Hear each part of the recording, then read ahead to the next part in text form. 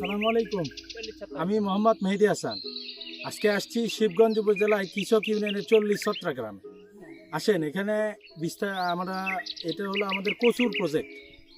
এই কচুর প্রজেক্টে আপনাদেরকে বিস্তারিত একটু দেখাই। আসেন বিস্তারিত যিনি দায়িত্বে আছে তার সাথে একটু বিস্তারিত কথা বলে আসেন। আসসালামু আলাইকুম।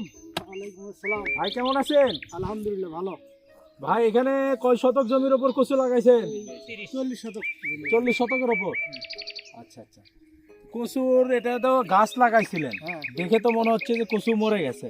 এখন বিছুন কচু এটা। ভীষণ কচু এটা। বীজ এটা দেখি কচু কেমন হয়েছে, দেখি এটা তুলেন তো দেখি তো কি কচু এটা। এটা বর্ধমান কচু। বর্ধমান কচু। হ্যাঁ। ও আচ্ছা আচ্ছা। এই যে কচু। ও এটা কচু। হ্যাঁ, এটা কচু। ও যাক আলহামদুলিল্লাহ। এ তো দেখিছি কচু অনেক ভালো হয়েছে কচু। হ্যাঁ, ভালো হয়েছে। ও আচ্ছা। লাভবান এই শতককে 2 মণ করে আসে।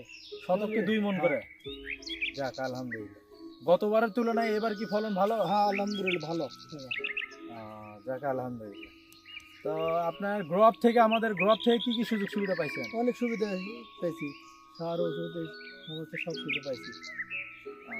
যাক আলহামদুলিল্লাহ। আমরা গ্রো আপের সবসময় পাশে থাকবেন। তো গ্রো আপ ইনশাআল্লাহ। থেকে যে সুযোগ সুবিধাটা পাইলেন হ্যাঁ, এইবার তো পাইছেন। হ্যাঁ, গতবারের তুলনায় এবার আমাদের থেকে সুযোগ সুবিধা পাওয়ার পরে এবার গতবারের তুলনায় এবার লাভবান হতে পারছেন বেশি? হ্যাঁ, ভালো পাচ্ছি। আলহামদুলিল্লাহ আলহামদুলিল্লাহ। আমরা গ্রো আপ সবসময় আপনার পাশে আছি, থাকবো ইনশাআল্লাহ। আমরাও থাকবো। আচ্ছা আচ্ছা ইনশাআল্লাহ। ভালো থাকবেন। হ্যাঁ হ্যাঁ, ইনশাআল্লাহ। আসসালামু আলাইকুম।